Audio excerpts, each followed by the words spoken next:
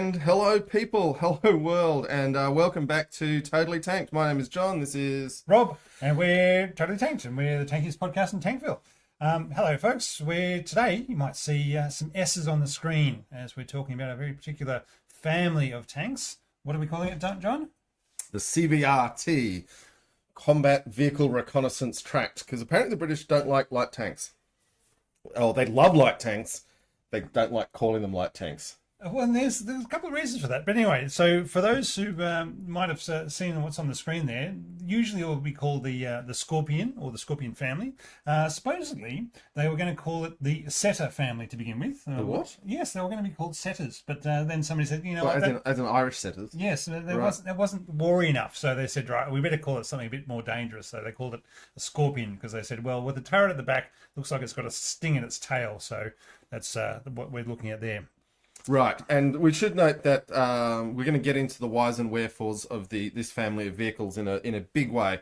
But so Scorpion was the first, and then I think they got to FV 108. I didn't even bother trying to keep count of the numbers because I found some references to names that Stallion. Yeah, exactly. There is all sorts of names that we'll go through and find out. Anyway, so it is July 1st. We're having a bit of an early month this week. This as early as we can get. For this episode, it's Saturday, July 1st, 2023 here in Canberra. Episode 48. And what do we want to go for a quick shout out to the our Patreons? We'll do that later. Oh, okay. Yes, we can, because I've redone the patrons graphic. This is very exciting. So we've got our top level patrons. So that is Chris Peze, Cornelius Weber, Per Sakura, and Stamps. Which thank you so much for giving us money, which really does build up over time and pays for why this whole scene's looking so good. And then our regular level patrons who are still much appreciated: David Mulvaney, Vikram Murthy, Scotch 12, Carter Heller, Floaty Bird, Corey, James Peters, Hella Carter, Spencer Davis, Steve Matthews, Chris Doyle, Jamie Stokes, and a few more that we'll get when the graphic comes around again. Yep. So while we wait for that, I would note we've obviously got our listeners on the podcast. We do have video as well on the YouTube channel, and we've got Tasman on the line and Alexander Hodge from. Oh, Alexander, you made it. Okay. Is out in the woods. Okay. Yeah, I wasn't expecting you to join us. No idea about camping. But and here we go, John, who we missed from the patrons before, coming back around on the screen. Yeah, Bartmaster we missed. Don't want to miss him. Full stop. I think Floaty Bird. Full Stop's either changed his name or gone. Right. And Anton Gorbanov was the one I didn't want to miss, our newest patron. And look how cool that graphic looks. It's pretty sexy. John likes picking out his new fonts. I've got a new font. We've got a new font. We've got a new camera. There's a lot of new stuff going on. So be watch out for technical difficulties somewhere through the episode. Yeah, the camera might just turn itself off. Here's hoping it doesn't. That'll be a little bit of excitement for everyone if it does, I guess. Okay, and there is a poll up for those who want to join in. For those who are on the YouTube channel, yes. The poll is. The CVRT was either a stupid death trap for rich twats, or a brilliant vehicle family, or someday I will own one. Currently, brilliant is narrowly leading over someday I will own one. It is very much the cheapest roadworthy tank you can buy. That's actually listed as a tank, not as a armored personnel carrier or anything else. It actually does classify count as a tank. Yeah, for particular reasons, which we'll get to. But a lot of YouTubers own these. Yes. And I don't know if Maximus ever bought one, but he was very close to buying one. He was looking at one. Yeah, he was about 5 months ago. He was looking at one that was in Canada. But yes, there are plenty on the market. I guess nowadays they're all being given over to Ukraine from the UK. But Ukraine is buying them. Crowdfunding them. Ukraine is crowdfunding the purchases of their CVRTs. All right, so we'll go into some quick stats and figures. Oh, we've got Hesh from New Zealand. Hello. G'day. Excuse me. Designed in the 60s. Prototypes contract to the Alvis Company, which was a car company in 67. More an engineering company, I think. But they've definitely made armoured cars before that. Yeah. And cars and airplane engines. The production was going through in 1972 and was in service with the UK UK Army from 1973. Oh, the reason why we chose a British tank, John. And why is the reason why we chose a British tank? Because you had British beer that you bought at Aldi. That's right, British beer, because they brought out British beer from Aldi for the Sovereign's birthday here in Australia the other week. So there we go. Although he's the Sovereign of Australia, so they could have sold Australian beer just fine. Wasn't actually a need. Sovereign's birthday is what we're calling it here in the ACT nowadays. No longer the Queen's birthday long weekend. It's Sovereign's birthday. Yes. Well, at least when the monarch kicks over, you don't have to rename everything on the paperwork. Yep, which is a good idea, rather than having to change all your crowns on your, on your uniforms. I wish Chuck a long life, but his chances of reigning as long as his mother are remote. Yep. All right. They built differing numbers. I've gotten usually around 30, over 3,500. Some numbers I've seen up to 4,400. But I think this is where you get into all the different variants and what counts as the different variants, as swapping between hulls and turrets and everything you've strapped on in between. So, now, just, in terms of my tank journey, I was vaguely aware that there were a lot of little British tanks that began with an S, and quite why I didn't understand. And in researching this, it's all become clear. It did not become clear for a long time. It took a lot of research for me to figure out what's the difference between a scimitar and a saber. And where does it all come from? Anyway, so we'll get on to that. But at the heart of it, you've got in the 60s, the British were looking around. Now, whenever the British say they've got international commitments, what they really mean is that there's some horrible oil despot who they want to keep banking in London, so they have to be able to bail him out when he gets in trouble, almost normally a he. And the result was that they didn't have enough, they couldn't afford enough tanks to be everywhere they needed to protect these horrible people. After World War II, basically, they had to reduce the size of the army because Britain was broke, and so they said, right, we can't have as many tanks as people, so what we need is small, light tanks that we can fit in the back of an aircraft, fly somewhere as part of a rapid reaction force, and put them on the ground so they can actually enforce, make sure that the despots, the failing empire wants to keep in power for a little bit longer, and so the money keeps coming to London. Yeah. So the thing was, instead of having a massive navy and massive army deployed everywhere, well, instead of having a company of tanks in Brunei and Oman and Yemen and all the other places where they were propping up these evil buggers, and still are to this day for many of them, they said, oh, we're just going to be able to fly them to you if there's trouble, so you're still supported. Now, I should also note that it's not just these evil buggers. They have bailed Australia out at least twice with these rapid reaction forces, the most recently in the Timor intervention. So it's not just evil buggers being bailed out by Britain's ability to fly troops anywhere in the world. So it was all built in the UK, and then plenty of exports. So they used about 1,500 within the UK military themselves, and then exported about another 2,000 or something from there. So, including sales and upgrades. Crew of 3, usually, with the driver, gunner, and the commander. The commander is also the loader. It was built around 8 tons, and numbers get up slightly from there over time. But even Scimitar today is still just under 8 tons. It hasn't had the weight creep. Scimitar 2, I think, is, if you got all the bits and pieces, has the mine protection maybe. Yeah. But it's had astonishingly little weight creep. And for all the times we'll look at this and say this is a stupid vehicle, you've got to remember it's only 8 tons. So in terms of how many can you fit in the back of a Hercules, or 2 is the answer to 2, that. but that's the space, not the weight, that's the limiting factor. Because no, you're right. Sorry, Herc. But a C-17, you could fit 4 of them in, 5 even maybe. Well, which is probably why they've been willing to, because now that they have C-17s, they're probably willing to go for the Scimitar 2s, up weighted for them. Anyway, okay, only 8 tons to start off with. Height is, again, their height and width limitations were in order to be able to fit in an aircraft. It was the big thing. So just under 7 foot high and a bit over 7 foot wide. So 84 inches, I think they said it had to be within, and just under 16 feet long. And that's all the constraints to fit within an aircraft. Now, interesting to note that they didn't actually have any C-130s when they were designing these and building these. No, they had Beverleys.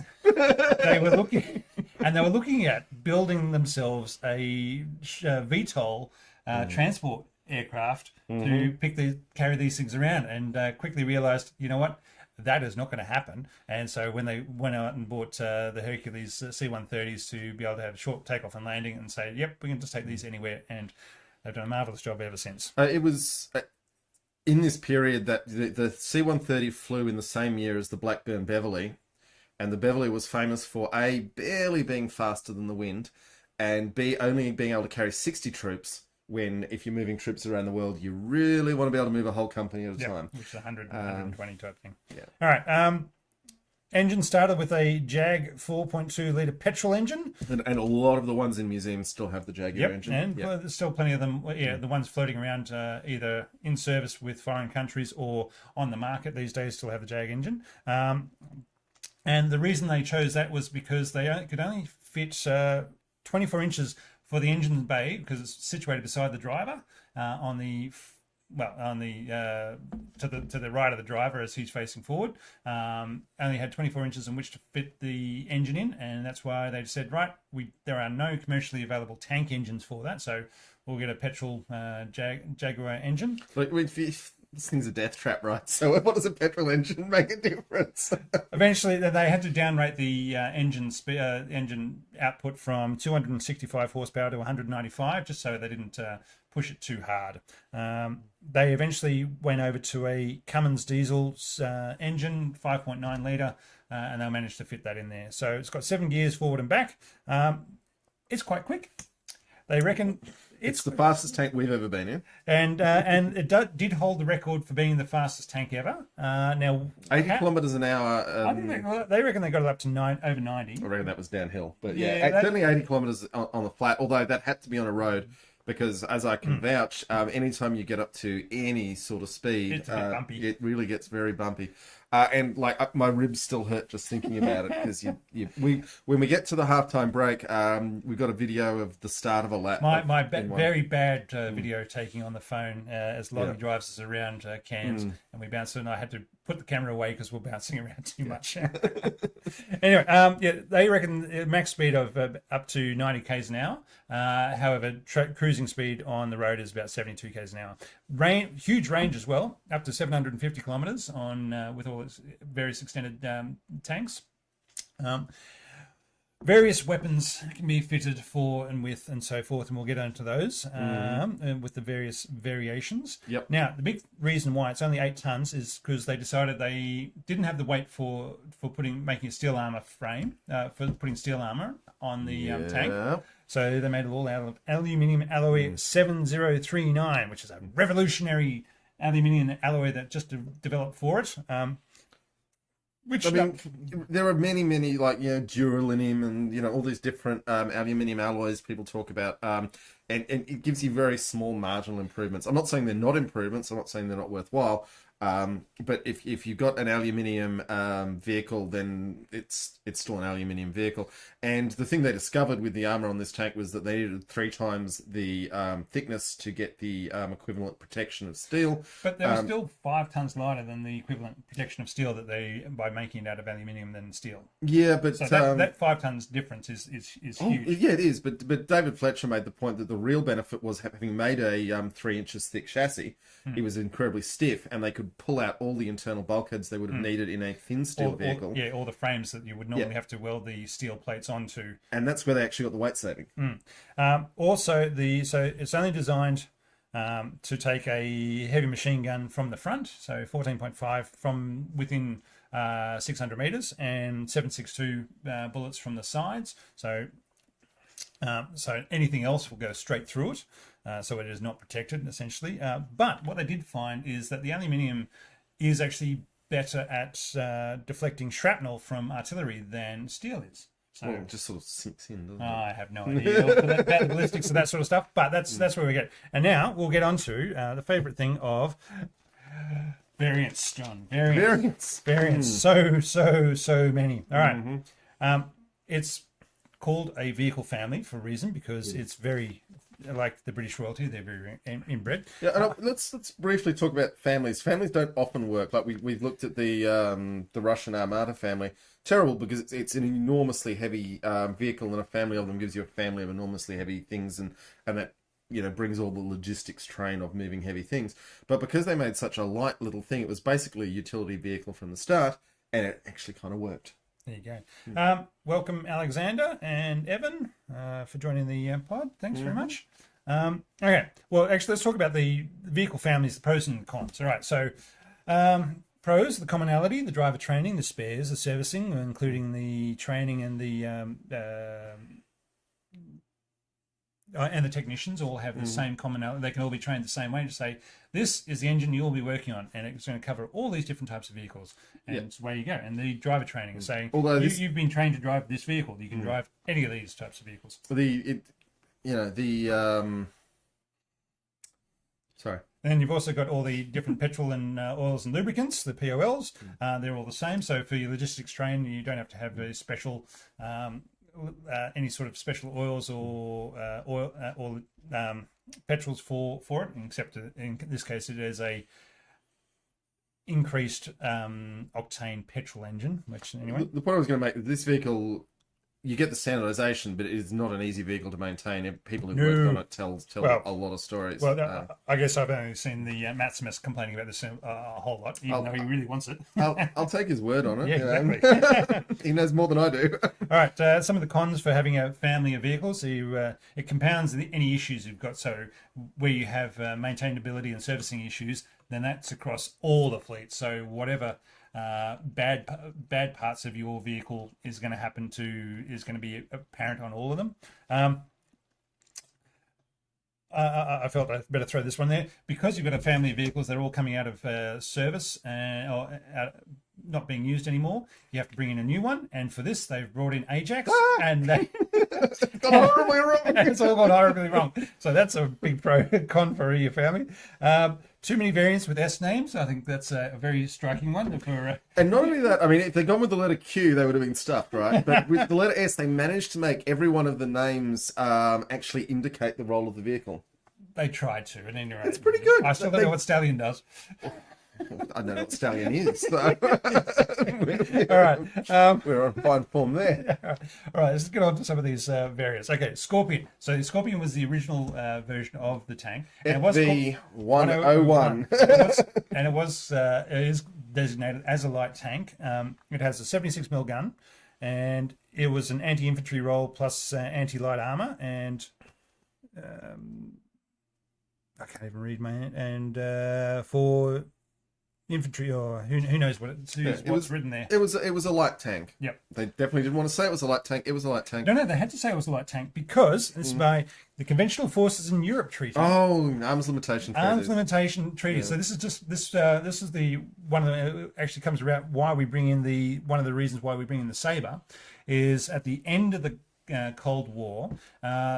With all the downgrading of military forces within Europe in the early 90s, all the countries there came together and said, right, we need a treaty to be able to regulate all these Cold War armies that we've had built up on the borders waiting to roll over each other, and we want to get rid of those, but we want to do it in a controlled way so that nobody feels scared by it, because scared countries make stupid mistakes, and so they brought in the Conventional Forces in Europe Treaty in start of the 90s. It was signed in 92, and that limited the number of tanks, armored personnel carriers, armored crewed vehicles, and heavy artillery pieces. Now, by taking the Scorpion from a light tank to a scimitar or a saber as a armored crewed vehicle, it meant you could have more MBTs within Europe and still have the capabilities of your reconnaissance vehicle in place. And so that treaty's fallen over in the last couple of years, but it was around for a long time, limiting those numbers, and that's one of the reasons why. Well, it was a treaty made with the Soviet Union, which no longer exists, so that does change things. The other thing that should be noted is these were produced in enormous numbers. I think over 3,000 in total of the CVR family. Yep. So we're not talking about a small production run, and of those 1,500 were used by the UK, and 1,500 were exported. So while these seem like obscure, weird vehicles to anyone who's not British, they are actually one of the most produced classes of tanks in history. Yeah, especially for the Cold War. After World War II. Yeah. I mean, they're no T-55, but nothing is. No. Okay, Rob, you're playing with paper. I am. Can I talk about the 76mm gun? Yes, go for it. Scorpion 76mm gun. Tasman has raised it, but it was already well on our list to talk about. The fume issues, because the gun had no fume extractor, were so bad that... And here's the thing with... let's talk about... We will get back to the Blues and Royals a few times in this episode.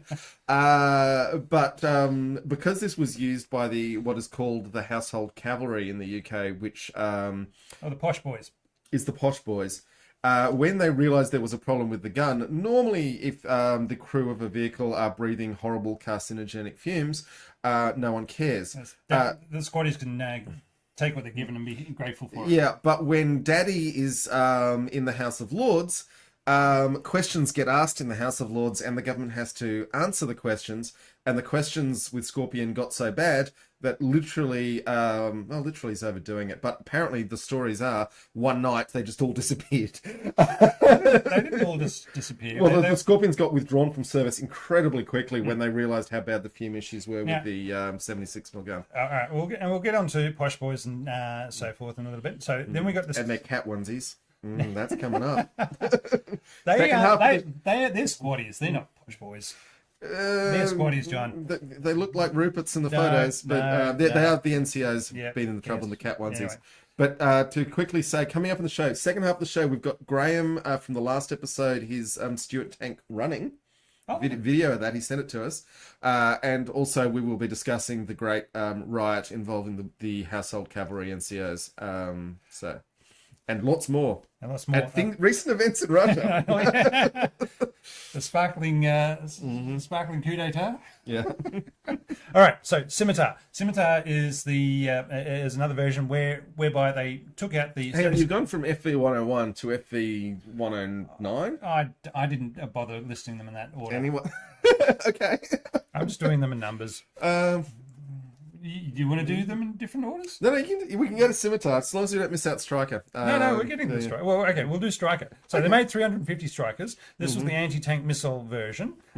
Firing swing-fire missiles. They actually fired a number of different missile types over the years. So they had Milans, they had some sort of British version of them. And it was basically, they just took, it's on screen now, they just had some sort of anti-tank guided missile in the tank, and it was fired from the rear part of the tank. Even some of them they would carry an anti-tank guided missile, a man-portable anti-tank guided missile, and they would stand out and fire it from there. So over the years, its capability was anti-tank.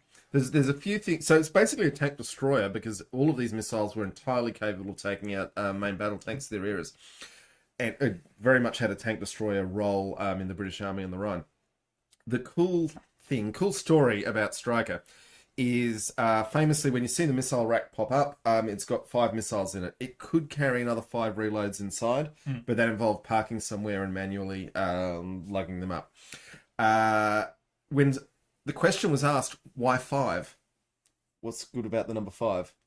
That's usually your enemy tank platoon and plus 1 or something? No, the answer was that the calculations they'd done showed that the probability of kill required 2 missiles per enemy tank destroyed, and they expected each Striker to destroy 2.8 Russian tanks before they were obliterated.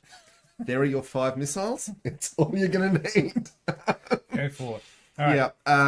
Having said that, very, very powerful little vehicle. Let's remember again, a little vehicle, capable of a real anti-tank role. And it was mostly with the swing fires, a wire-guided optical setup whereby they could see the rocket exhaust of what they were firing and use that to guide it into the vehicle. And it worked apparently really well, at something like 80% hit rate, even against moving targets. So, good stuff. Now we get on to the Scimitar. So you take out the 76mm gun and you put a 30mm Radon, which is Lee Enfield plus some other company Royal Armoury. Yeah, Royal Armoury plus Enfield. Yeah. Enfield. Put all that together and that's what you call a Radon. So it was quite a useful anti-APC and can hit moving targets. Now, in the first Gulf War, they reckon, and they've got the evidence to prove it, that the 30mm Radan with its APF SDS variant actually got through the glacis of a T-62. Well, I'm hoping that it's going to find out some more about this in Ukraine as they start shooting up T-52s and T-55s. See how they go there. So yes, they got a selection of ammo for both the 76 and the 30mm, with the HE heat HESH for the 76, and all sorts of other APF SDS and all sorts of other types of ammunition be able to be very useful and effective. Then we move on to the Spartan, which is the APC. They made 960 of those. You keep talking. I just need to wake the camera up. Okay. All right.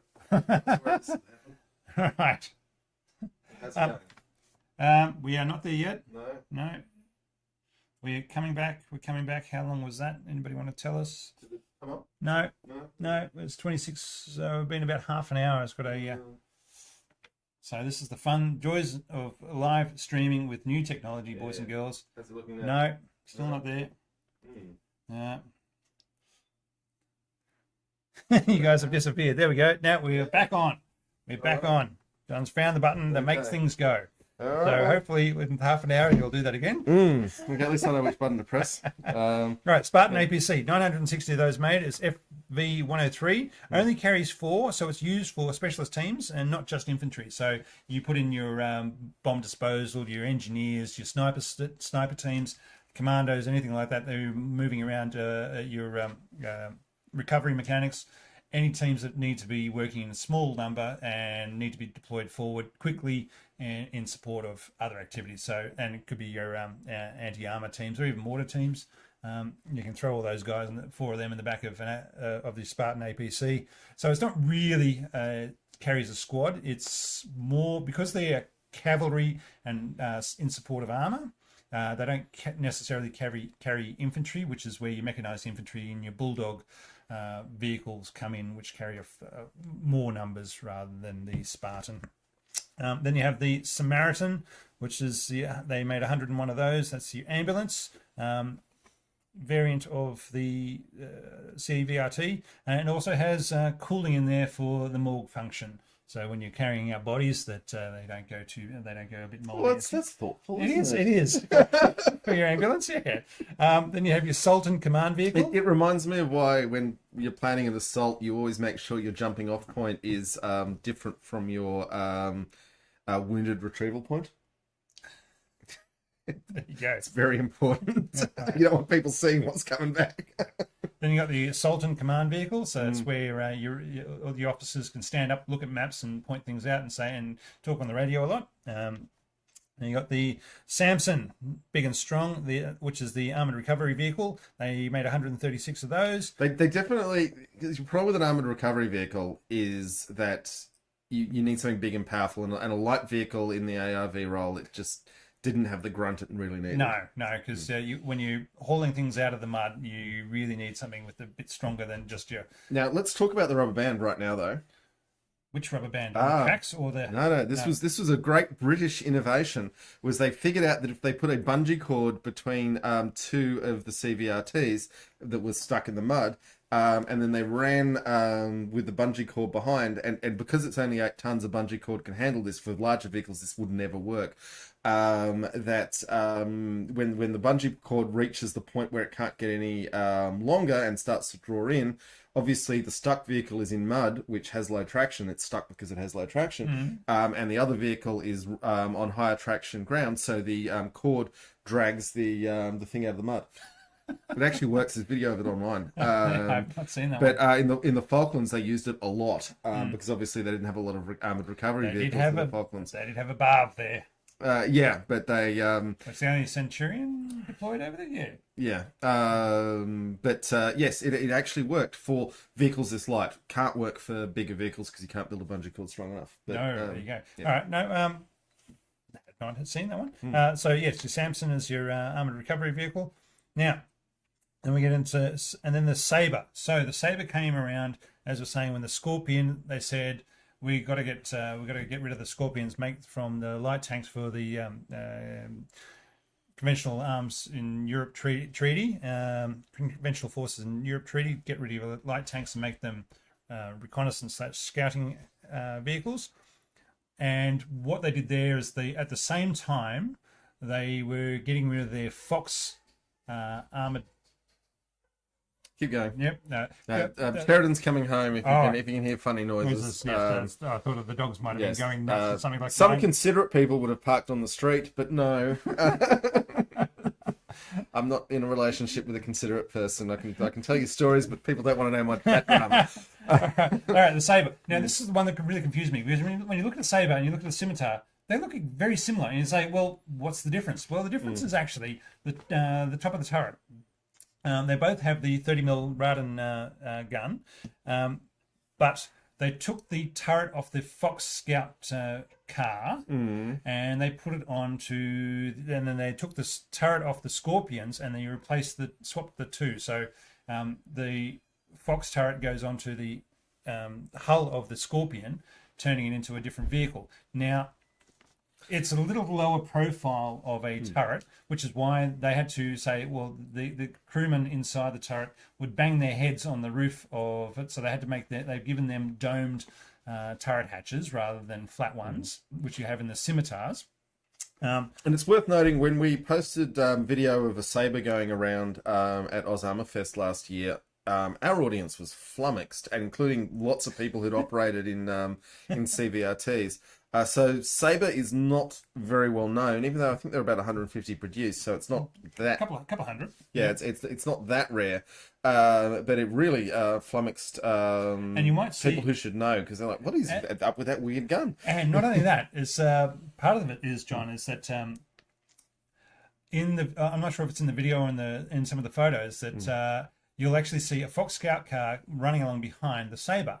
And you look at it and say, hang on a second, those two turrets should be the same, but they're not. What the Cairns Museum has actually done is they had a Fox Scout car chassis and they put a Scimitar turret on it, and then they had a Saber, which was actually a proper Saber. So they could actually swap the two turrets around, but they haven't, because they said, well, the Saber's actually a Saber, and that's just a Fox Scout car with a Scimitar turret. So people might be very confused seeing those two side by side, which you might see in the in the videos going around. If you're lucky. So those are the main variants, and then you had then you have the Scorpion with the 90mm gun. Now the British Army did not use this, but plenty of overseas countries decided, you know what, the 76 is no good. We want a bigger gun, so we're going to put in a 90mm gun in the turret. And the British companies who were making the Scorpion said, no worries, we'll do that for you. And they also said one of the big aspects for designing of the Scorpion was the cost of it. So the British Army versions did not have air conditioning, heater, NBC kits to begin with. They did get them later. They did get them later, but not always. They didn't have an electrical traverse, so it's all manual traverse. They didn't have fire control systems until later.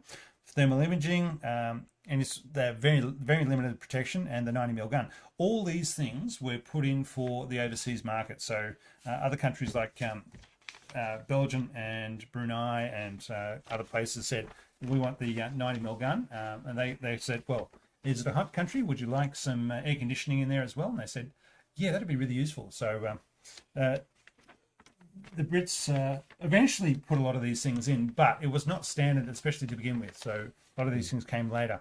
Although the boiling vessel, as I understand it from what I've read, was included because of the need to stay buttoned up with NBC protection. And supposedly there is... I read one reference to a commode under the commander's seat. So there you go. Yeah, I didn't see anything else about it. Sounds like a plastic bag to poo in, doesn't it? It does indeed, but yeah, there you go. All right, now we'll get into some of the less known variants. you had the sturgeon and the salamander, which was the. They weren't in a little stampy intro, but yeah.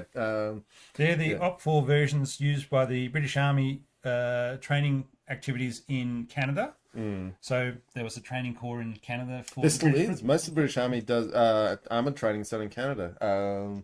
Yeah, they've got a whole facility that's British government owned. There you go. Because Salisbury Plain is nice, but it just isn't big. Right, there is a bridge layer version. I didn't even get a name for that one. Yeah, the scissor. I don't know. Because it's a scissor bridge that they put on it, but there was no name that I could find out of it. They have the Stormer. Now, the Stormer's an interesting one because we've got a picture of a Stormer version with it's laid out like a utility, like literally it's got a flatbed. Well, that's the thing is, it's not part of the 101 series. It's a 433 series, 4330 series. Right. It's actually a different series of tank, but it's based on CVRT though, I believe. It is a CVRT, but it came later in the 80s, but they're still putting it into the, and so it's got a number of its own variants, all part of the Stormer family. So they have the anti-air, the air defense version with the Streaker missiles. Yeah, we've got a version with Starstreak in the slideshow as well. But now everybody's saying that, and they also had a stores and ammo carrier version, so your flatbed variant, a mine dispersing, so they actually spread through mines out. That was the utility Stormer with. It looks quite hideous with all. It's got not millions, but lots of tubes already go pop and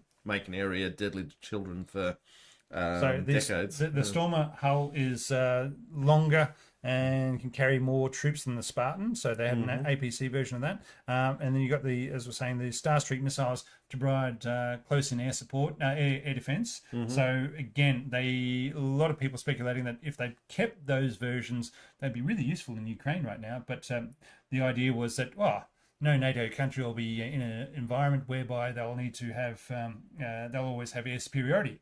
None of this air parity or anything like that. So they got rid of those versions, even though they would have been really useful for somewhere like Ukraine right now. One of the things on air defense, we shouldn't talk about the Scimitar. Does have a claim of a hit on a Skyhawk in the Falklands War. The Skyhawk didn't get shot down. So I have my doubts, particularly that it was an unstabilized gun, but it's claimed and it's in the record as claimed. So that's not nothing if you're even getting close to Skyhawks as they're zooming overhead. Yeah, they were a slow-moving plane, but they were subsonic, but they were not slow-moving. No, for a jet of the time, but they did also have a great big 30mm cannon on them, so you wouldn't want to be seen by them.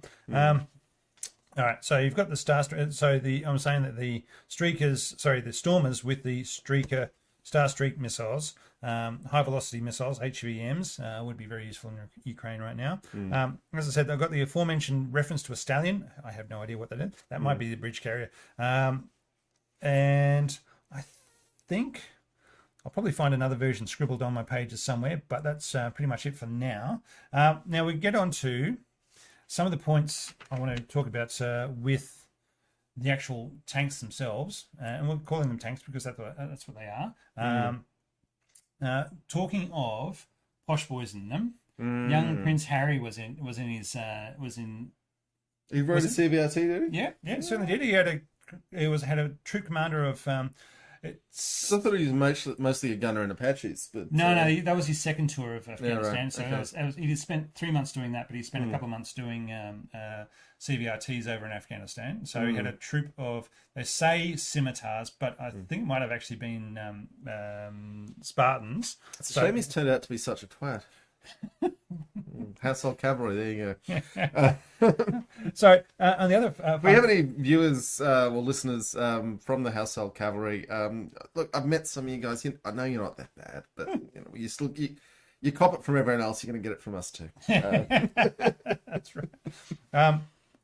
You get then they're second lieutenants, so they still have second lieutenants in the British Army, and in the Blues and Royals and whatever other household cavalry units. So household cavalry at this moment are the Blues and Royals and the lifeguards, which is always funny because for an Australian or an American, when you think of a lifeguard, you think of someone keeping people safe in a swimming pool, but they're meant to be the guards of the life of the monarch. So there you go. And they have a rank of cornet. I do love a good cornet. Yeah, so cornet being the musical instruments played by the cavalry on the charge, whereas we usually associate the bugle as the cavalry charge. The British were using cornets, and so the rank has stayed with them from there. It's an honorary thing. It's just what they call themselves. They're actually still listed as second lieutenants, and they used to. They used to carry. They don't carry the actual instrument. They were supposed to carry the unit guidon or colours. I love a good guidon as well. But so there we go. So the guidon's your small pennants for your cavalry that they carry on the end of your lance. Yes, that's the ones rather than the full colours. We've said the world's fastest tanks, and they can. And they are road legal in the UK and Canada if you get the right license for them. And you've got to put the rubber band tracks on them. I don't think they're road legal with metal tracks. Oh no, you mean rubber padded tracks? I think you can get full banded tracks. Yeah, that's one of the things. So I have seen about they were looking at getting the the British Army were looking at getting the rubber band tracks, whereby they're no longer pin mount. There's a bug in here. Pin connected. They are actually just a rubber band that you stretch out and slide onto the road. Like you use on a digger, but yeah. Yeah, but I haven't heard that they're required for road use over there. Because the ones I have seen them running around with just normal rubber tracks. Yeah. As we've said, a hell of a lot of YouTubers own these things because they're cool and you can make a lot of cool YouTube videos. But you need a special license, but it's not that hard to get. It's like a day course at a construction company training facility. We will talk quickly about the Scimitar 2. So this is where, after the experiences in Bosnia and the threat of mines being around the place, they decided that they needed better anti-mine protection. So they took the Spartan hull, so it had much more room inside of it, and then they raised which would allow them to mount the turret of the Scimitar on top of the Spartan hull, and the crew inside the turret would then be raised off the floor, and they would be able to less likely to suffer any damage from explosions from underneath because they are no longer on the floor themselves. I think we actually got the Hetzer had this where the crew mountings was suspended from the ceiling. Yes, and in terms of mine protection, it's one of the simplest things you can do. Literally the shockwave crumples the tank, but you're not. Your legs aren't pushed with it when it crumples upwards. Yeah. Your legs are suspended, and they did that for the driver as well. So that's why they built the Scimitar 2. They've looked at a number of, and so from 2010 they were doing that, and they took the Spartan chassis, put the Scimitar turret on, making a much bigger vehicle. They've hulled it for mine protection, provided more space inside. It's got better servicing and maintenance because of all that. They were looking at putting in the rubber band tracks. Its weight's now up to 12 tons, and some army units are having their Challenger 2 tanks replaced by Scimitar 2, so they must be thrilled about that. I was about to say, I wonder how they feel about that. So yes, here is your tank. It's a Scimitar 2. Away you go. Yeah. So that's one of those things for that one. Just want to say hello to LT Smivo and Glenn Hook, who I don't recall seeing you guys on the feed before, so lovely to see you with us now. Having made our way through the beer tube, John, which we're going for today? Oh, let's do the Carlsberg in this half, and there's no Carlsbergs. There's Carling. Oh, Carling. Sorry, Carling original lager. Look at that, gentlemen. So we'll when Rob gets through that one, we'll let you know what we think about one of the UK's favourite lagers. Good lid rip sound. Okay, where are you going with this one, Rob? Countries. Oh, yep. Who's got them and where they use them? Oh, can we talk about the CVR T90s? Yeah. Yeah. Indonesia's 90mm armed. No, lots of the countries use them. Okay. It's not just Indonesia. Okay. So Belgium was the first big buyer. They bought 700. They were the first exports in 90s. Hey, Alexander's heading off. Thank you, mate. Appreciate out in the forest watching us. That's really awesome. Botswana bought 36 from Belgium. Brunei bought 19 over the years. Brunei just being like, we're not sure the British are actually going to arrive if we need them. It's a long flight in Hercules. Everyone remembers Fleet to the East. Didn't turn up. The Malay emergency was the 50s, and the Brunei was having to maintain their borders with Australia, quickly sending Australian troops over there to make sure things didn't go bad as they drove up the rivers in various boats and had confrontations with the locals. Yeah. Anyway.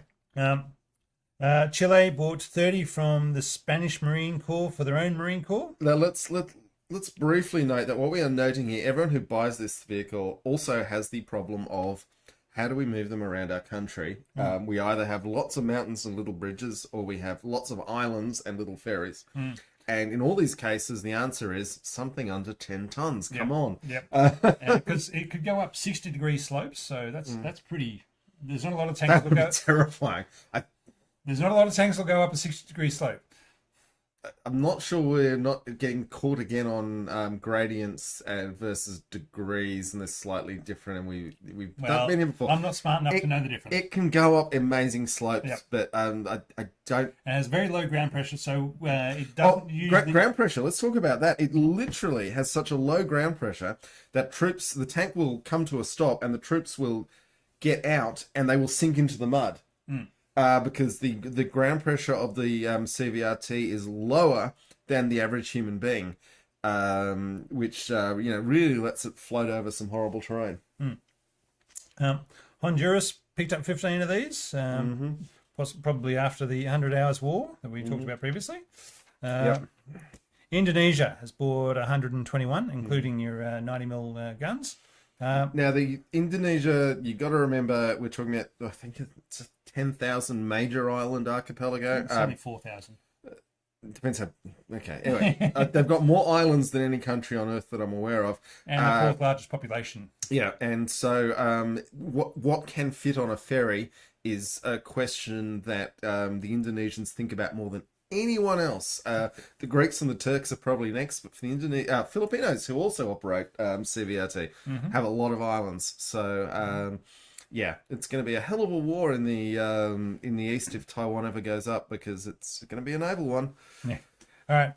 So Indonesia has 120. Now they're still operating. Iran got them before the revolution. Yep. So in '78 they ordered 250 and then another 110. I don't know how many were delivered before the fall of the Shah. And some they're still on the list of operators. They're still operating around 80 now. So Iraq then got some of those from the Iran-Iraq War of the 1980s, who then gave them to Jordan and Oman, and Ireland bought some in the 80s as well. The best photo we have, and we've used a lot in the material for this show, is a very fat driver in a Irish flag CVRT. It's a little unfair that we put the Union flag, as it's a British vehicle, on a picture of an Irish CVRT in Irish camouflage. There you go. But I haven't seen that. Now, I am wondering if the chieftain was actually serving these, because he joined the Irish Reserve in the 90s when he was over there studying, and he joined the Armoured Corps there as in the reserve. So he might have. I remember seeing a photo of him beside an Irish armoured vehicle, but I can't remember what it was. I couldn't find that photo again. I think only Nicholas Moran can answer this question, and I certainly can't. There you go.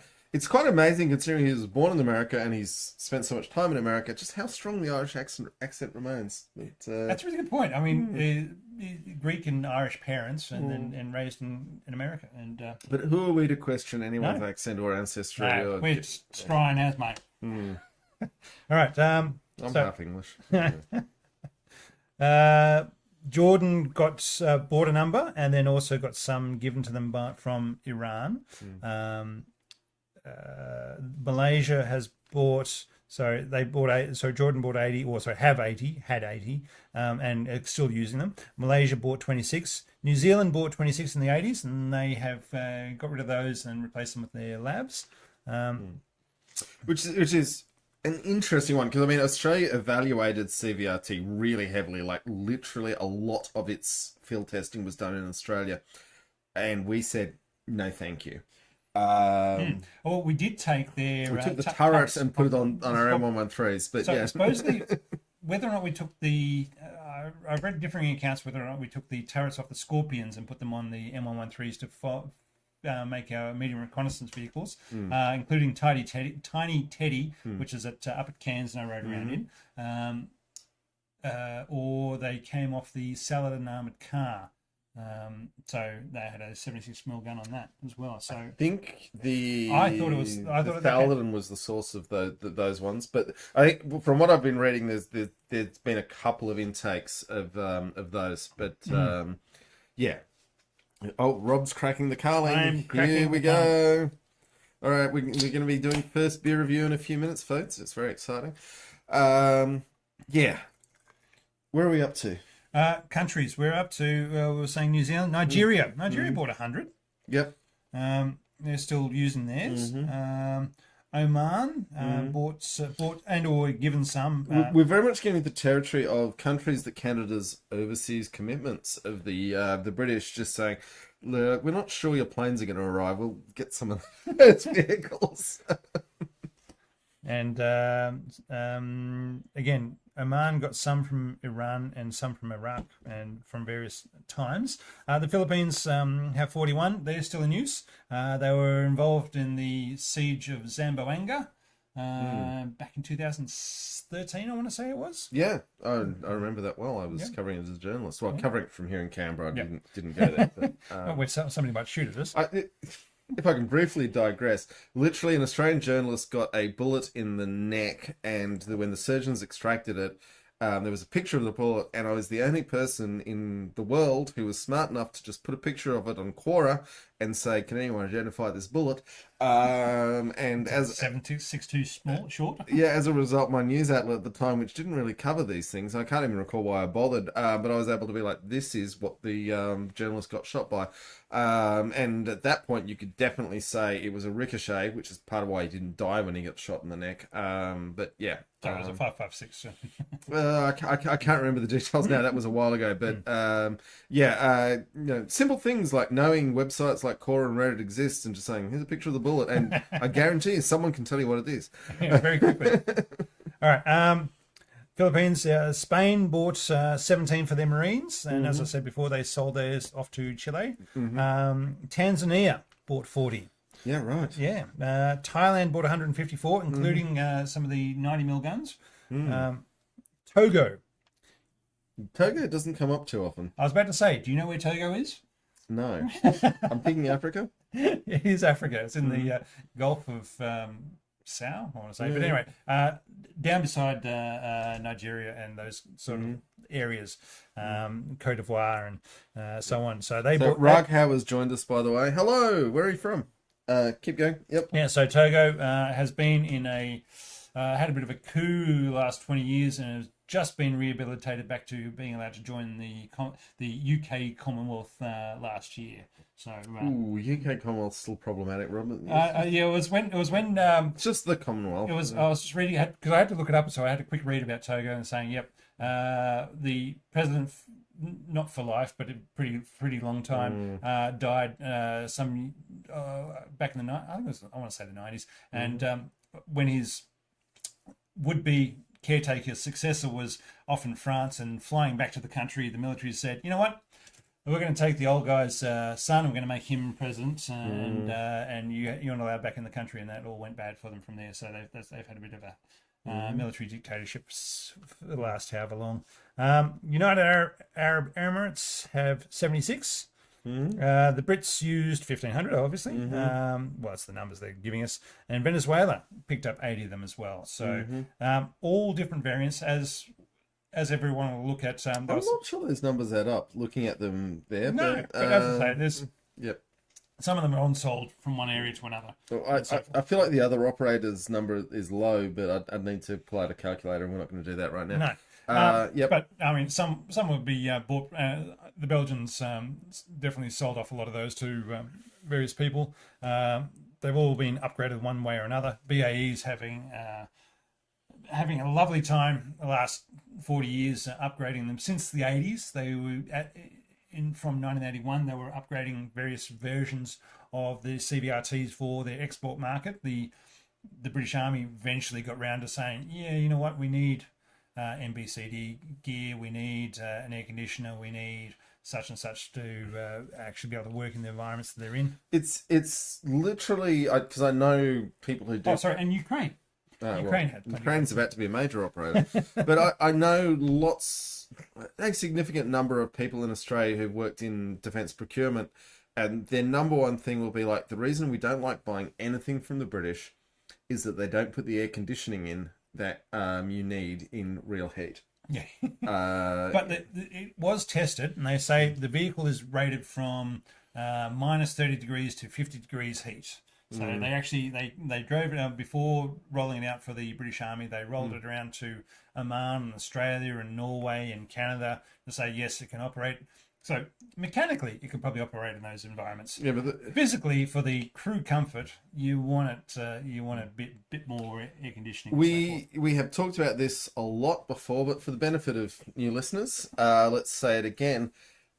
Ragu's in Melbourne. Welcome. Yes. The issue is that while you might think, oh, the tank crew should be tough, why do they need air conditioning? The answer is because you want them to fight for as long as possible, and fatigue is real. There goes the camera. Camera's gone. Okay.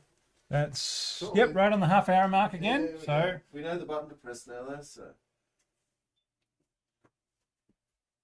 Yep, and we're back. Yeah, we're back. Okay. This is going to be fun. We're going to need to think about this. We might decide to... We can go back to the old camera. On the other hand, this is a much better camera. Anyway, I will work on this, Rob. Which one makes me look better, John? You look way better on this one. Well, no.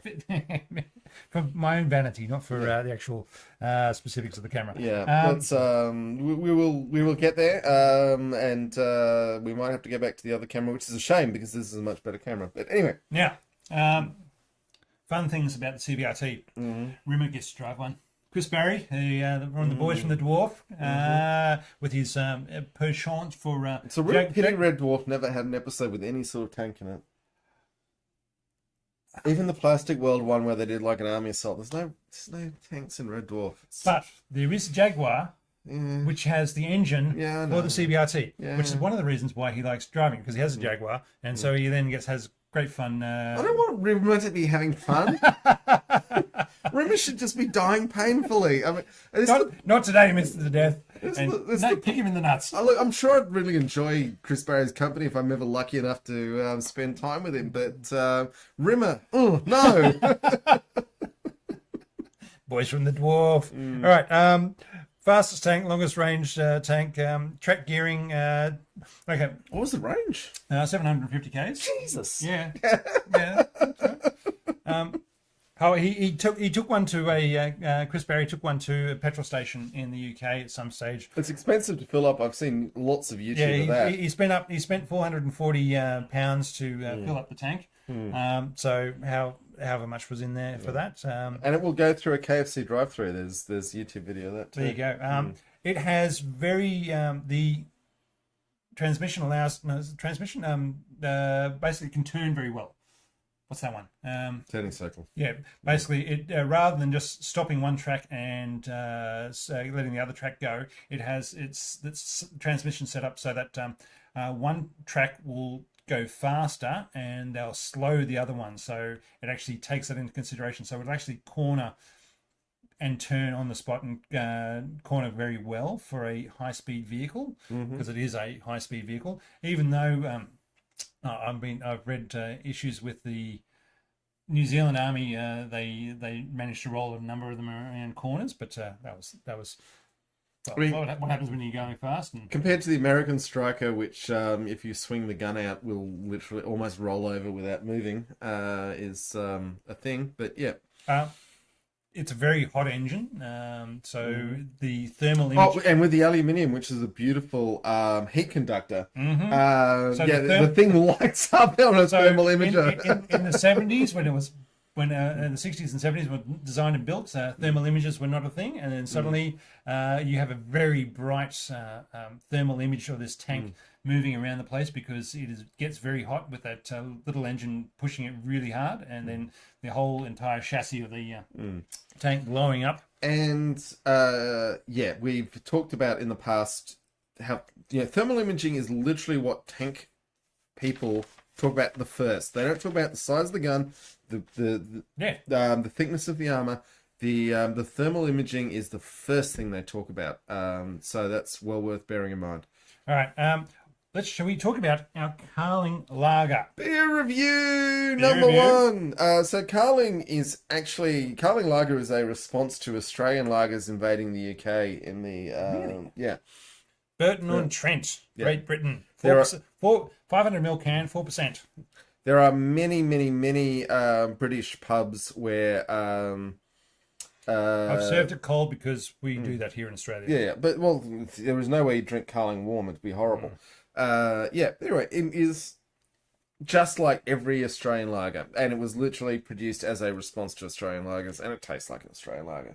It's got a bit of a different aftertaste for me. Really? Oh, yeah. Okay. You're getting a bit sensitive there, I reckon. But yeah, go on. It's because the VB you've been feeding me. No, I've got no idea. Founded in 1840. How can you say that there? Or is that what's the name of the actual company? Is it Carling? I think it's the Carling company. Yeah. There you go. Anyway, look, I mean, it's a very drinkable lager, which is why they've produced it. People in pubs order it in enormous amounts. It tastes pretty good as in the same category as Heineken. It's a Molson Coors company. There you go. Oh, okay. All right. It tastes better than that Coors Light we had last episode. It tastes a lot better than that. It wouldn't ever be my first choice go-to, but if I walked into a pub and saw it on tap and didn't know what any of the other things were, and it was a hot day, I would order it. It's fine. It's good. There you go. Carling. It's an acceptable lager. I mean, it's a pretty good beer. Oh yeah, it's an okay. Is that catchphrase? Yeah, it's a pretty good beer. I'd probably order a Stella Artois ahead of a Carling, but it's fine. All right. Conflicts. Now we've mentioned a few. Yeah. But the first time it was thrown into action, as it were, was in *74 in the Cyprus, in the Turkish invasion of Cyprus. Yeah. They quickly flew a couple of scorpions over to defend the, I guess, listening stations, British protectorate areas within. British still operate big bases in Cyprus. Like 2 or 3 separate zones, and they're claimed as British territory. So they have people from both sides, both Greek and Turkish Cypriots, working in their zones. But essentially, they're spice satellite areas.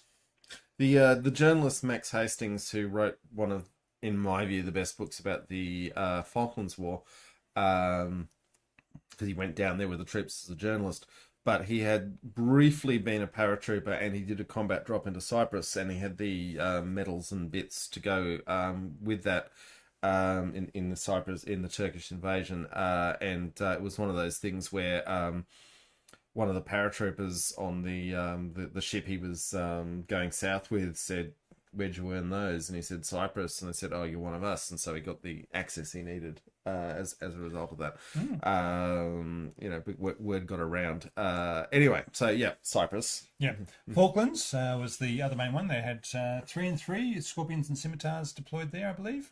Might have been 4 and 4, but yeah. Anyway, I mean, a small number, but in terms of the logistics of the Falklands, an incredible combat multiplier. I mean, this is where light tanks shine, is where you can't get a heavy tank too. When everybody else can get them there, and it's just miserable terrain. It's the best vehicle you've got. It's fantastic. It was involved in the assault on Mount Tumbledown, but not at Goose Green. They didn't believe it could get through the mud and the gorse.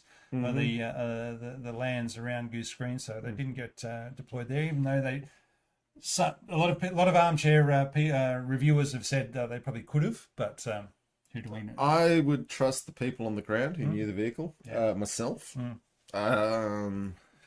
Gulf War 1 and 2, so in the 90s and 2003. 2003, yeah, I'll say that. Yep. They were involved in both of those activities. So Gulf War 1 was where they say, and I have no reason to disbelieve them, but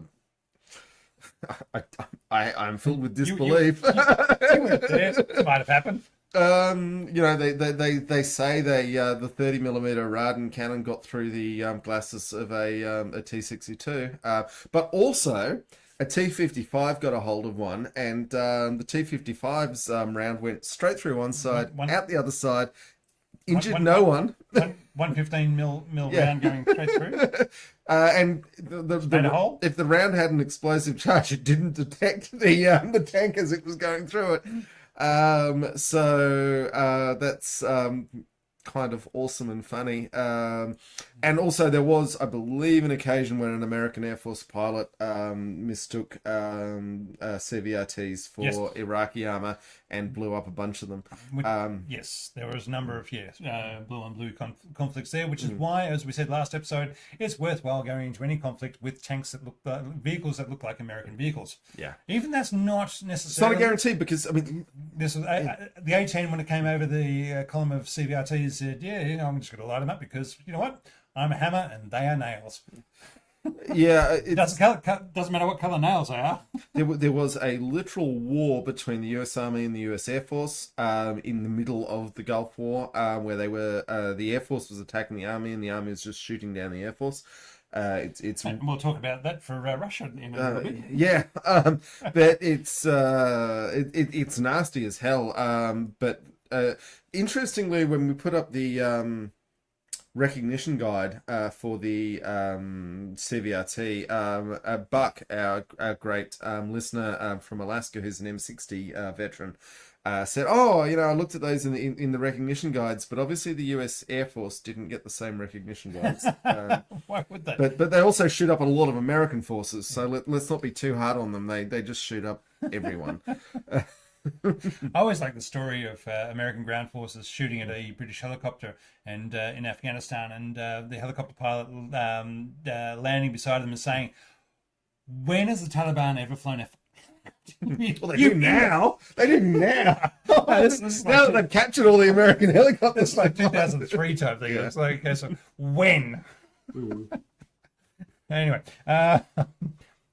So speaking of Bosnia in the 90s, they were deployed there as part of the peacekeeping forces by the British Army. Afghanistan as well, as I was saying, Prince Harry was over there with his. They were deployed. They're out of there now, obviously, but they were in there for a long time, and they've had various versions of the scimitars, the Samaritans, scimitars and Spartans deployed over there as part of their force protection.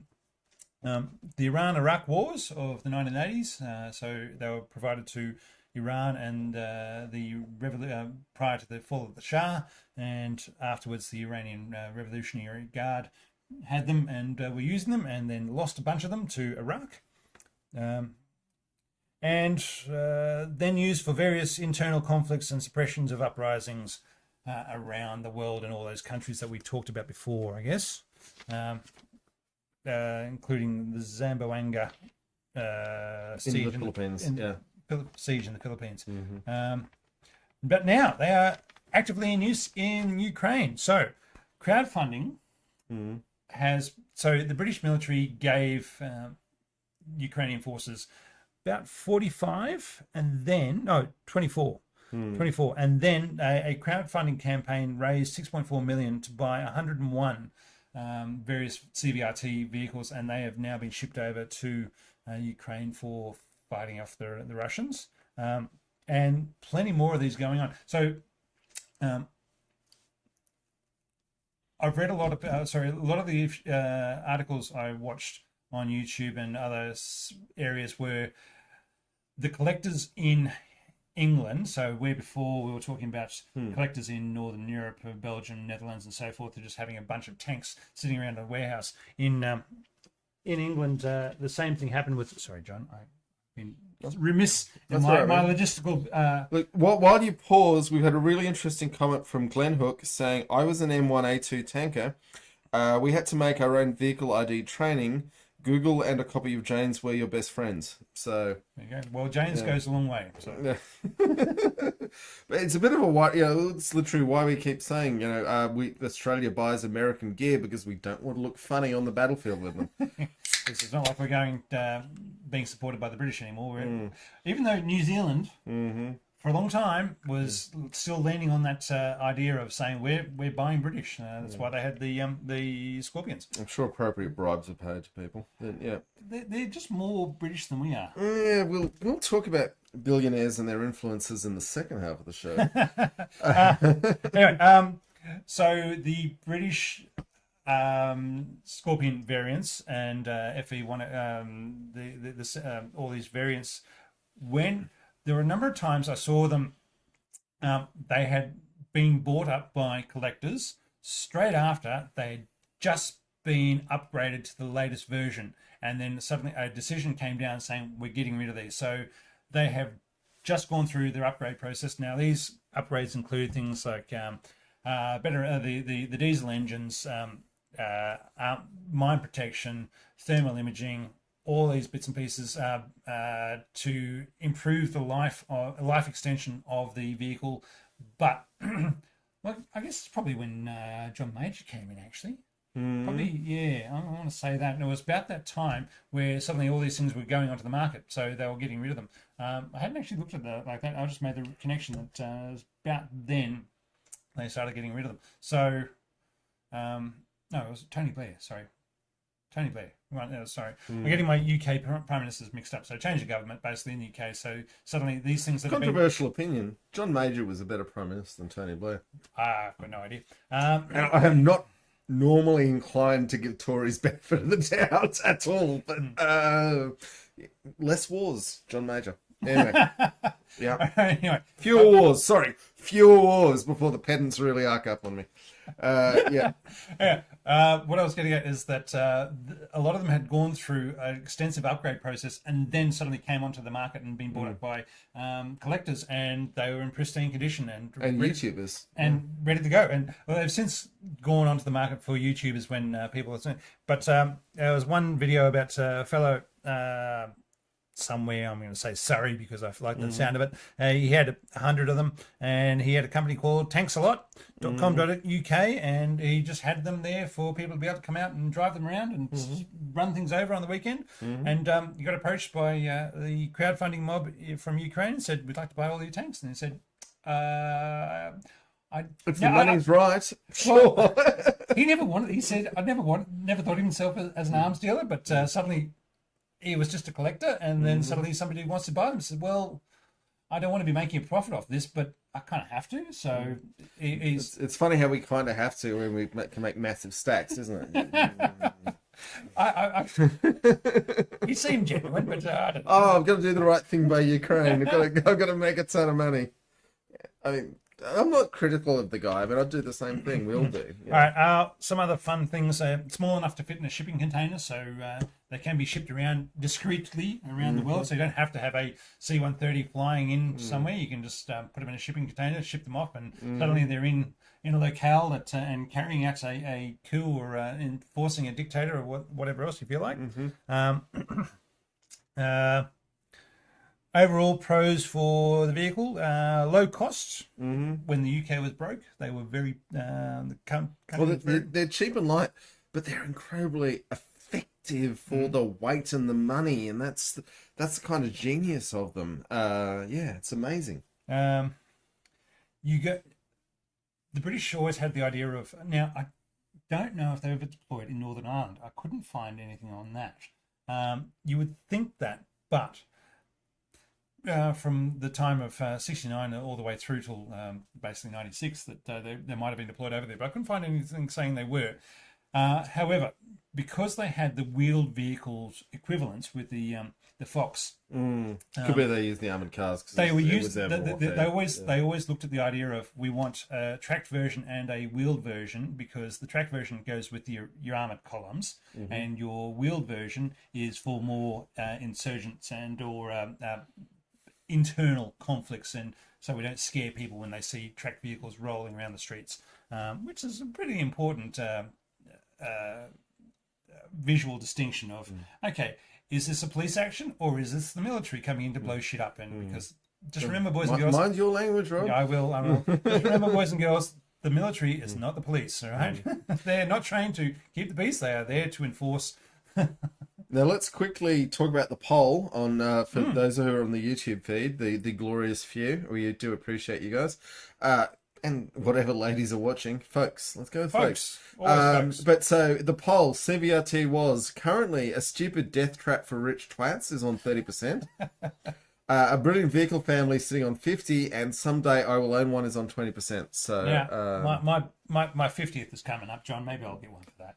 That would be awesome. I'd appreciate it when you come back from your trip to Europe to watch the rugby. No. I was going to say, for my 21st, John and a bunch of other friends bought me a nice, great big sword to throw in the golf bag to carry around. I'm going to put that. I'm now ashamed of that sword. As someone I know. As someone who owns good swords, it's okay. Not the 90s, John. Yeah. We've learned, but maybe you could all band together and buy me a tank. Okay, folks. So Patreon.com totally tanks. Buy Robert Tank. Don't do it for me. Rob's the one you like. Buy Robert Tank. What more have you got on CVR2 right now, Rob, before we get to the second half of the show? Well, I think I'm sure I'll find something in my notes, my scribbled notes that will something to talk about. But for now, I think we go to my very bad video making recording. Well, it's not just that. We've got my very awesome video making John, in here. But John does the good stuff. Mine is the rubbish stuff. So. Actually, your whole just taking bad video and talking has proved to be immensely useful for us in this episode. Anyway, folks, we're going to run and have a wee, and we will be back in the second half to... You've got Graham's tank running. You've got what's been happening in Russia and Ukraine. We've got the household cavalry punching on in cat onesies. There's a lot happening in the second half of the show, and we will be back in a few minutes.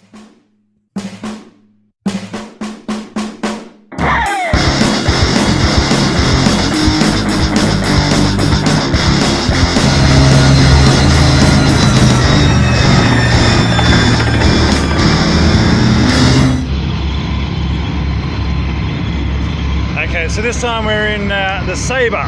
We've decided looks like it's got a 20 or 30 mil cannon on it. This is a tracked British light reconnaissance vehicle driven by one of the staff here at the tank, Lottie. She's a very knowledgeable member of the team. Told us a lot of stuff. She's been very kind talking to us about tanks and all sorts of various things. And now she's driving us around in the Saber. We're just waiting for the Bulldog here in front of us to take off before we start heading around in the mud.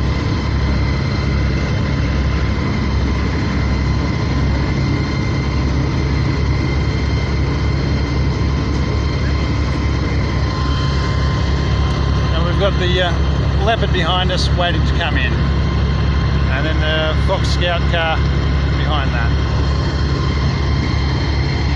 While we're here, let's have a look inside. No, there we go. And we're off.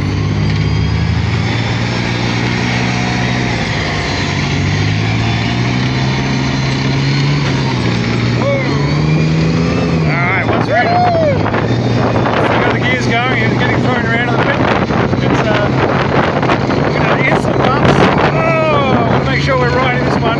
It's going to hit the lower back. Oh, she's bouncing like hell here. This is going to hurt. This one is going to bounce like crazy. I might be pausing this to put the camera away. Okay, we've decided this tank's the Saber, light reconnaissance vehicle of the British Army. And it's Lottie driving it, and she's taken it around a good clip. We've just come off of it, and it was going very fast and very bumpy. We thought she might have been trying to get some air over some of the bumps, but it didn't happen. Not for lack of trying, though. Alright, here she comes around. She's got nothing in front of her now, so I can expect her to pick up a bit of speed, and we may see some air of the Saber going over the bumps up here, I reckon. Let's see how she goes. That's a good clip through the mud. She's going to hit some of these corners.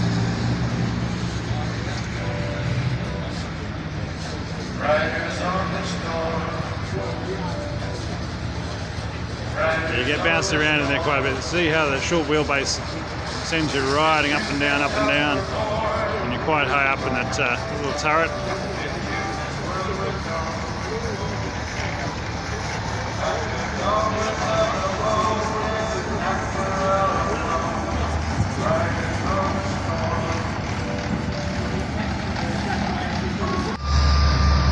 Alright, here we have the Saladin scout vehicle. It's not having a good time at the moment, so it looks like they're going to be bringing it in for a few repairs. We might see it running again later.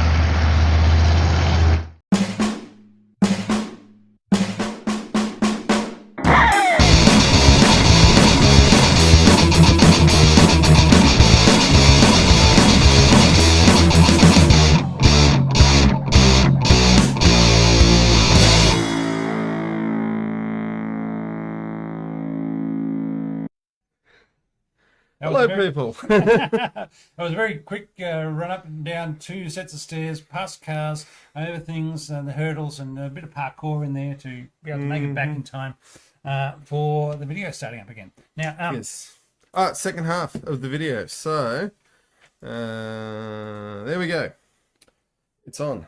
It's on. Strella. Hey, while we're here, and sorry, I thought we could do this before we came back. John's going to press the button to make sure the camera does not shut off again in 5 minutes, but it just did, so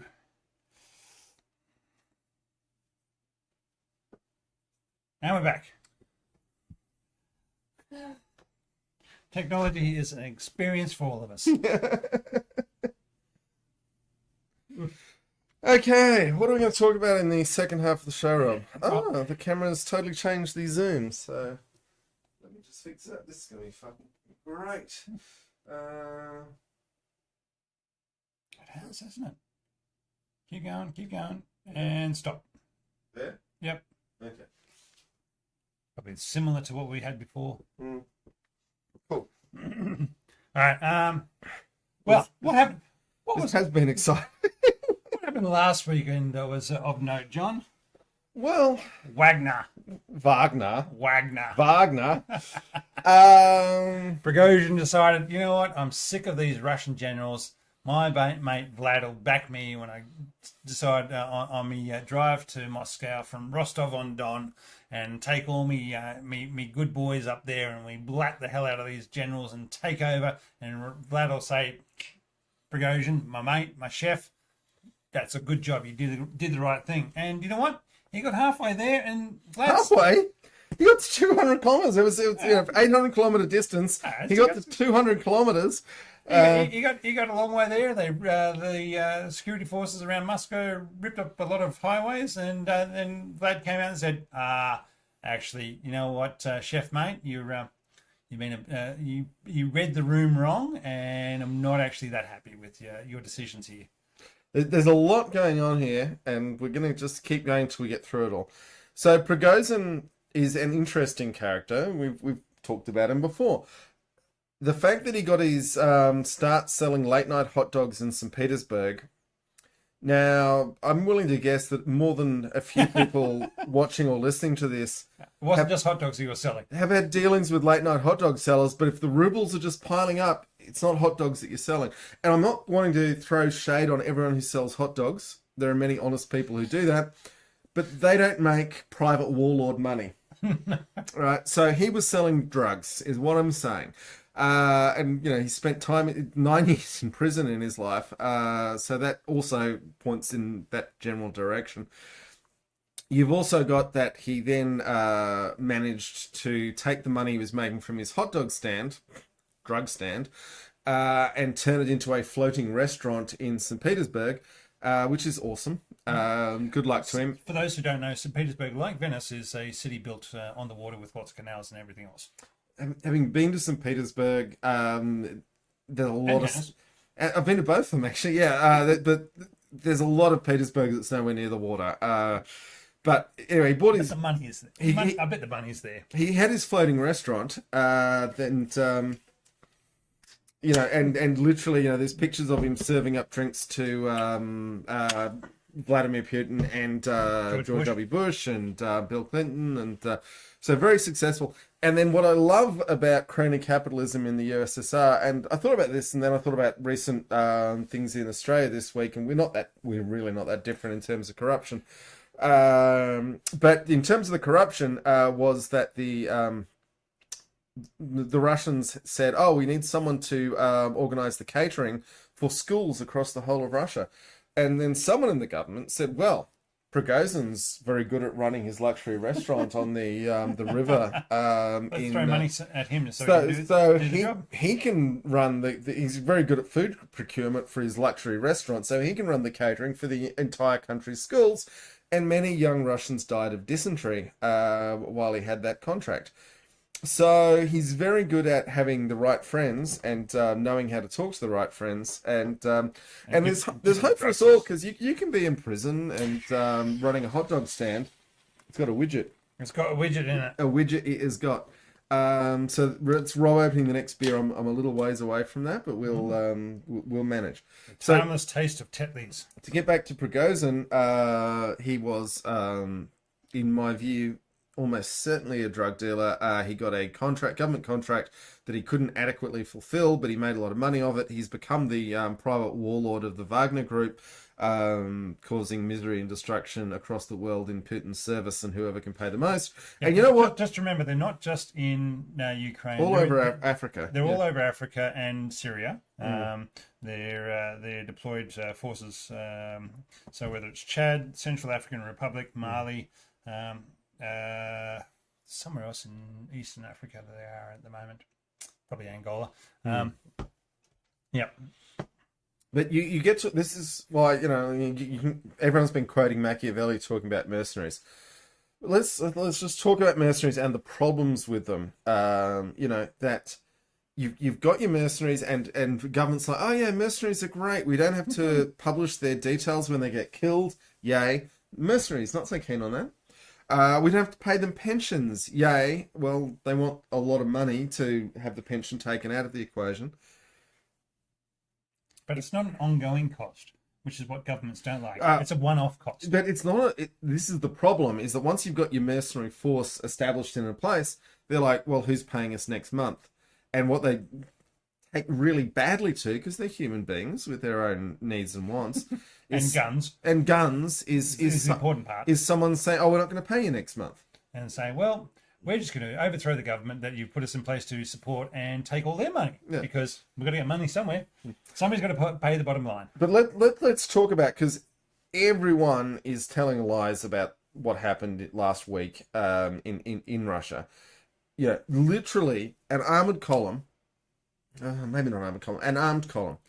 They took Rostov-on-Don and took the Russian Southern Command, which is overseeing the Ukraine war, took it. Okay, and then they got to Voronezh, and they just remember they had a nice, relaxed chat with the various generals in there, and everybody was happy. Everyone was happy. There were literally tanks on the street, though, and getting stuck between buildings. And what is the point? Wagner tanks have a red Z on them, so you can tell they're Wagner. And then they headed up the highway in supposedly a bit of a prank and a bit of a protest, but and then shot down 12 aircraft. Let's remember they shot down a lot of aircraft. Those aircraft have crew, have families, who then had to hear, oh, we've pardoned the people who did this, and it's like, why would you pardon the people who did this? It's because you don't matter. Yeah, because you don't matter. And one thing I found really interesting was, and it's almost a return to a total reversal of cavalry, was that Wagner were taking up in their convoy tanks on flatbed trucks. Yep. Because and then you come to a point of with people in them. Yeah, but the point is that there's no point having a tank on the back of a flatbed truck if there's not somebody in there to do something if something goes wrong. But so the mount is the flatbed truck, and the dismount is the tank. And let's remember how serious it was that Scorpion could have done that drive by itself in one tank of petrol. A Scorpion could have, but the Russians were in such a bad way that it took. They were taking civilian trucks and parking them across the road while a couple of traffic cops with diggers dug up the highway. This was a very serious moment for the Russian state and frankly the world, because if Prigozhin as a complete gangster had got his hands on the Russian nuclear arsenal, that wouldn't have been good. No, but just remember, he was going up there to take out the Russian hierarchy, rather than the military. Only the corrupt ones. Yeah. The military hierarchy, not his mate Vlad, who he thought he had all the support of. And look, we don't know what's going on. It's a lot of people have just said all it is. It's the Russian gangland war. Just happens to have a lot of tanks and people with guns.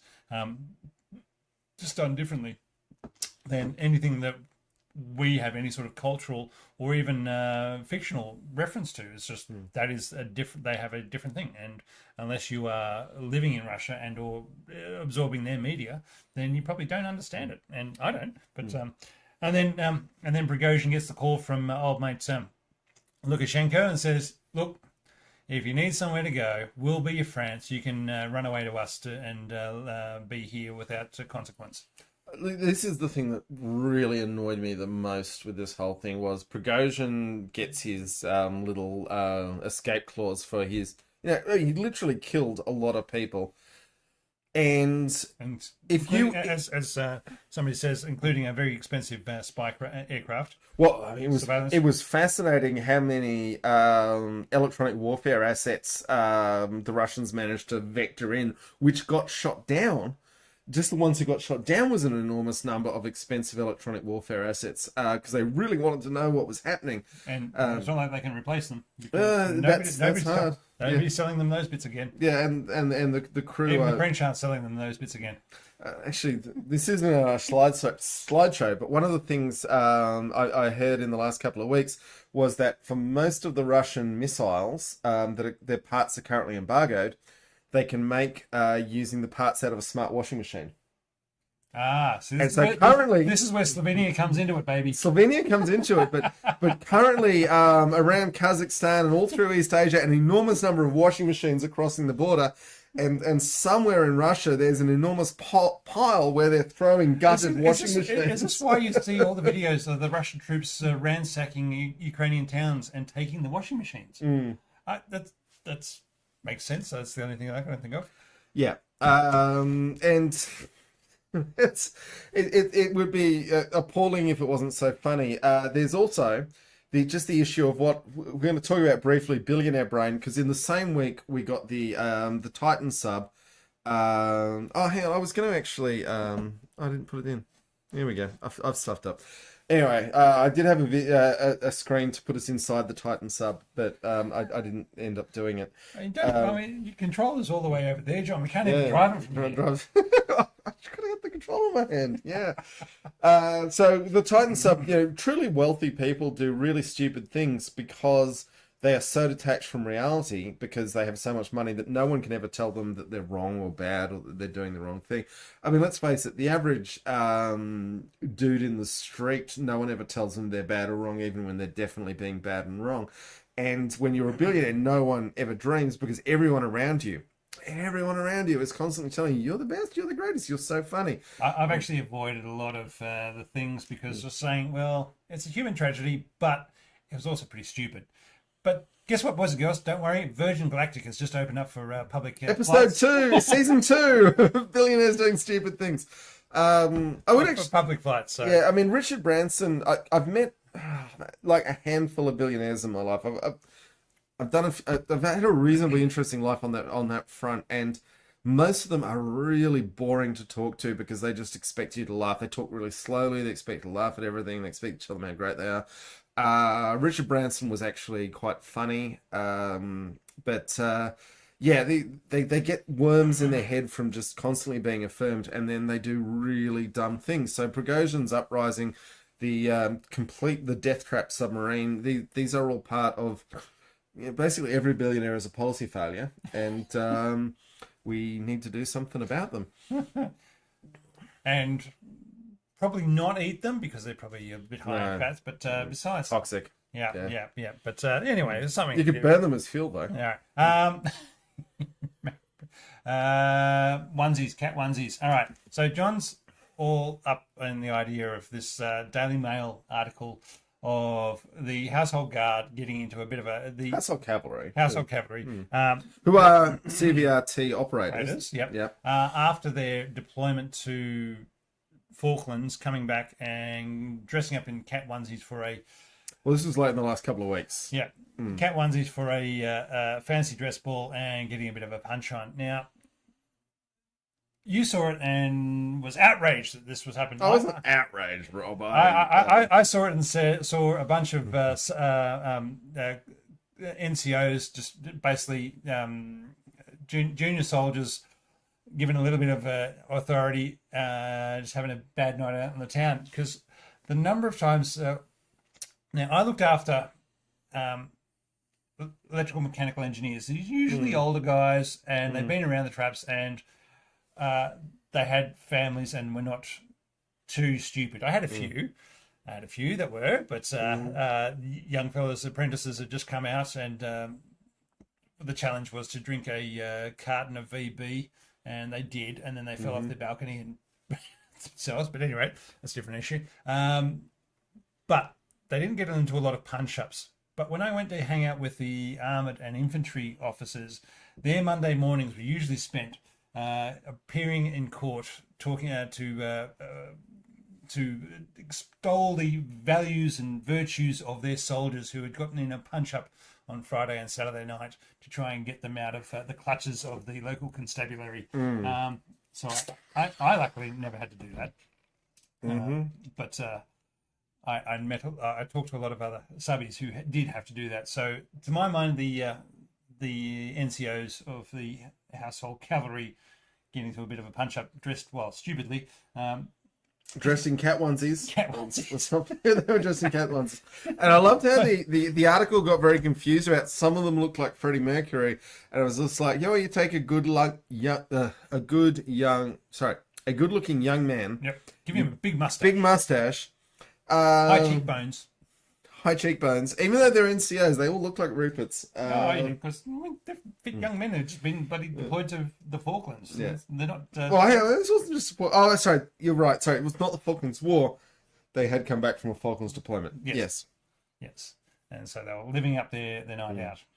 And then they got in a punch on, as young men like to do if there are no young women around to avail themselves of. So really the young women got lucky that night. But yeah, it's good. Now, America. Yeah. Replacing the Bradley. Yep. Oh, hang on. Before we get to that, we haven't done Graham's tank. There you go. Well, why don't we do that, and then we can come back and talk about our next beer review. Yeah. We can talk about the beer review, but so this is going to be on screen while we're on screen, Rob. Oh, is it? And the sound's still on. So here we go. Graham is starting his tank.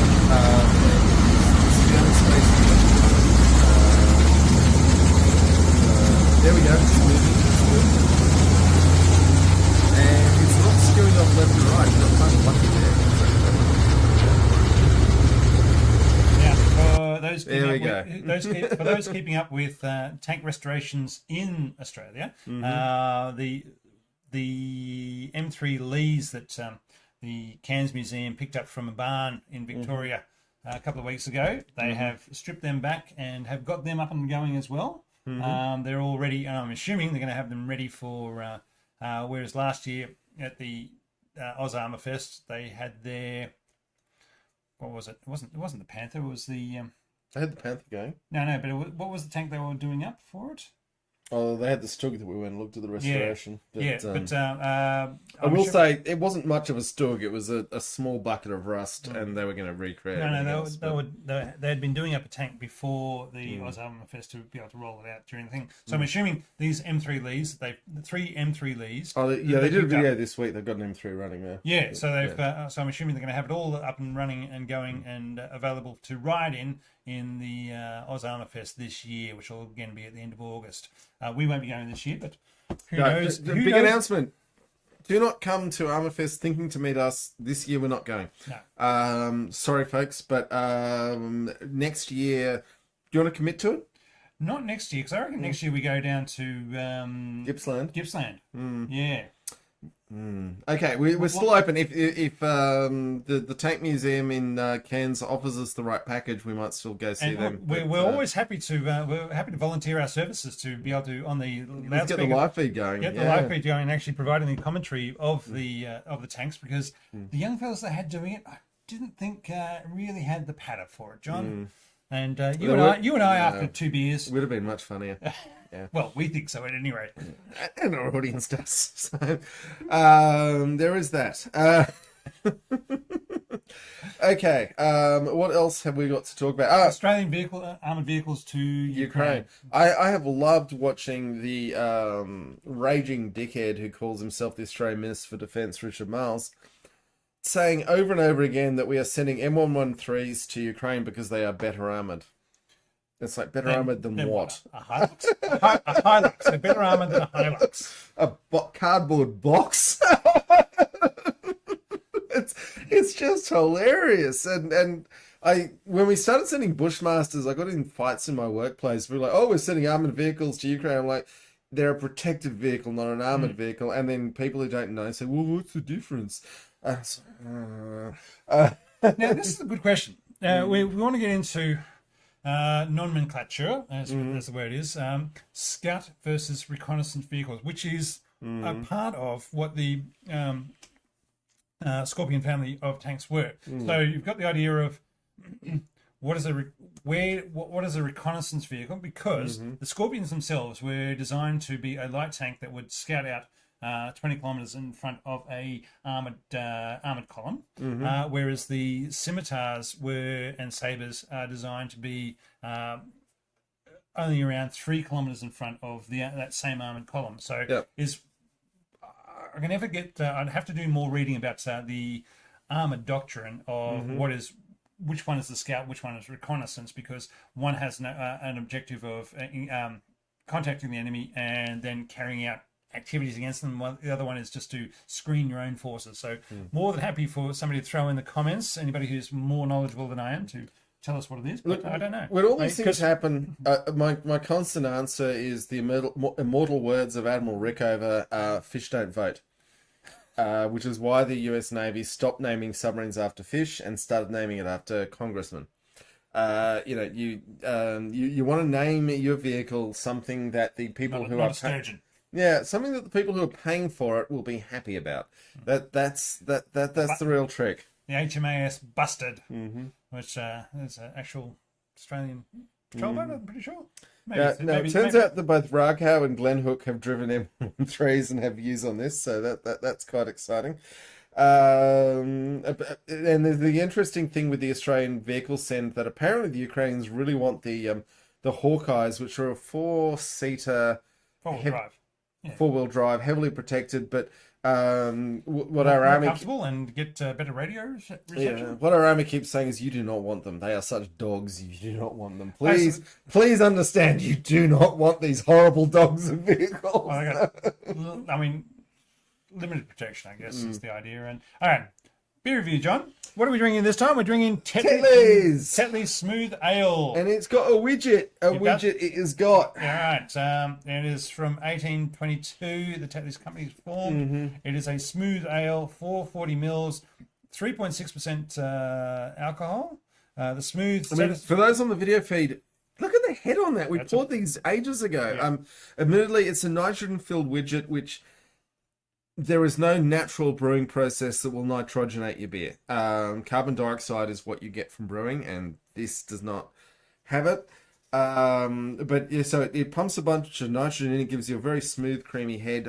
People who've drunk Guinness will get this before, but look, as a British style ale, it's relatively light. It's quite pleasant on the palate. Yeah. They say the smooth, satisfying taste of Tetley's. It actually is a smoother flavour than the Carling, I find. Yeah. But yeah, it's while it's an ale, it's not a dark ale. It's but it does have the head of what I would consider the Guinnesses and those sort of heavier. Any nitrogenated beer will give you a thick, dense head because that's the interaction of nitrogen in liquid. It's weirdly artificial, but let's remember that that's something like 70% of our atmosphere is nitrogen. We are nitrogen breathing animals, so that's fine. And with a nice signature of Joshua Tetley on the front. Joshua Tetley from 1822. 1820s, yeah. There you go. 200 years of Tetleys. There you go, John. Let's talk before we go about the Strela 10 system. Yes. Because it's a fully tracked vehicle, and when Prigozhin's column was marching to Moscow, if you were wondering how they shot down all those planes, it was apparently a few of them were man-pads, man-portable air defense weapons, but most of them were this Strela 10 vehicle that was with the convoy, and I mean, it did really well in that there were an enormous number of very specialized and very well-defended vehicles shot down. There was one video that I saw of a KA-27, the Crocodiles, where the Strela 10 was zooming in on it, and it jinked and blew flares in the same movement, and the missile followed the flares. And I don't know for a fact, but I wonder if the flare release isn't automatically triggered with a jink in the helicopter. I can see why pilots would not want that. I think it's probably more flare release when detecting incoming fast-moving things. Yeah. So, but the vehicle, if you come across a duck going at Mach 3, then it might deploy them then. But otherwise, anything else coming in at that speed, it'll probably just deploy them. Yeah, it's certainly interesting. We don't have the answers to it, but it was this little gnat has just been hanging around us all. It was spectacular to watch because the Strela 10s shot down a lot of planes. So flares, I've always wondered how effective flares actually were. It's like sometimes they work and sometimes they don't. Which is like your two missiles from the Streaker. No, sorry, Striker. Striker. Yeah, you need two to guarantee a kill. Yeah.